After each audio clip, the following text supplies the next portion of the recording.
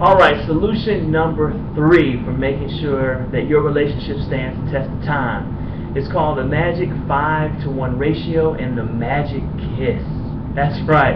According to Dr. John Gottman and Dr. Julie Schwartz Gottman, there's something called a magic kiss.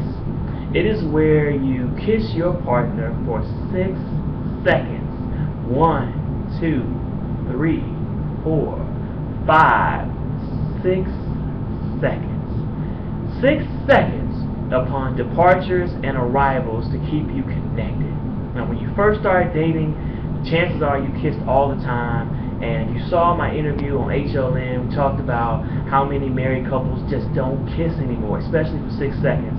And you wonder why there's so many affairs, because people have a need to stay connected. And there's something magical, I don't know, ask Dr. Gottman, about 6 seconds, that maybe you should try it over and over again to see what it is. I tried it, and there was a big difference between 4 seconds and 6 seconds. I almost didn't want to come to work this morning.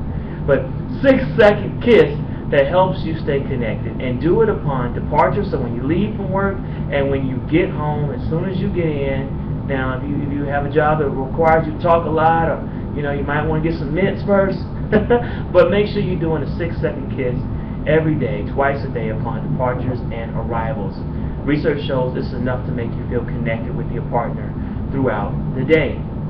And then there's a magic 5-to-1 ratio that I talked a little bit before, but I want to go in a little bit more detail, that shows that in order for the relationship to feel positive and to work, you need 5 positive experiences to every 1 negative. And so what that means is that you want to become friends. That means that you want to love map. You want to ask your partner, really intimate details about their innermost feelings and thoughts, the same way you did when you were courting. Like one thing that I know men love is when a woman asks him about his ambitions and what he's working on at work and where he desires to be. And you sit back and listen. You don't try and give suggestions before you ask for them. Most of the time we're not going to ask.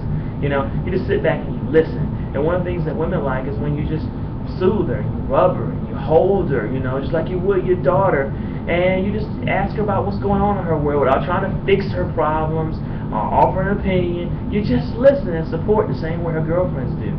Those interactions mean a lot to us. We need those interactions. Matter of fact, I'm going to give you this. A lot of times what we do is we ask our partners for opinions, and really we don't want them. The research shows what we really want from our partners is we really want them to support us. Like, for instance, I was doing this black tie fair where I was the MC, right? And there was a band there, and if anyone knows me and has met me with my daughter, she is the dance machine. She loves to dance, and I love to dance with her, so we have so much fun. But I didn't think about it being black tie, and that usually means no kids. So I called my significant other and I said, hey, you know what, do you think they'll make special accommodations for my daughter to come with me even though it's black tie? Don't you think that because I'm the MC for this event, I'm doing it for free, that they should let me bring her, even though she'll be the only kid, we could dance? And she was like, no. Black tie is black tie. You should have thought about that before you said, accept it, because typically other people want to bring their kids. It's not fair. And I didn't want to hear that. I was like, but don't you think they should let me? And we started arguing, even though I asked for her honest opinion. I realized at the end of that argument, I didn't want her opinion. I just wanted her support. Does that make sense? So what we really want is each other's support. You can get the opinions from elsewhere. Let other people give you opinions. But make sure you ask for support. Matter of fact, the research shows that couples that give each other support, they kind of don't offer opinions on things that they know are going to bring up issues, actually stay together longer. Isn't that amazing? It adds those experiences, that 5-to-1 ratio. Now, if you're having problems right now, don't sit down and try and discuss your issues. That's the last thing you need to do. Build up your bank account. Do 5 positive things first so that you can handle the 1 negative. Like, put 5 deposits in the bank before you take the withdrawal. Go exercise. Go work out. Go do something fun together. And I know you're thinking, I don't want to spend time with them because I have an issue. Do you want to be a relationship master, or do you want to be a relationship disaster?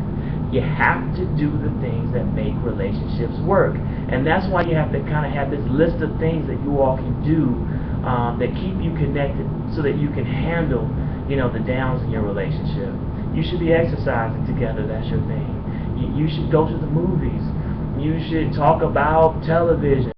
You should talk about the family. You should go reading together. Go to Barnes and Nobles if you like shopping. You know, if you're a man who likes shopping, you probably a woman godsend to her. Go shopping with her. Or if you like me, I don't mind going shopping. You know, if there's a TV when we're shopping, I'm fine. I can watch the game. You can do what you want to do. Just don't move around a lot so I don't miss the game. No, I'm playing. So build those 5 things into your relationship so you can handle with withdrawals. Remember, you don't have as many issues as you think. You have a connection problem. And once you connect, you'll have less issues.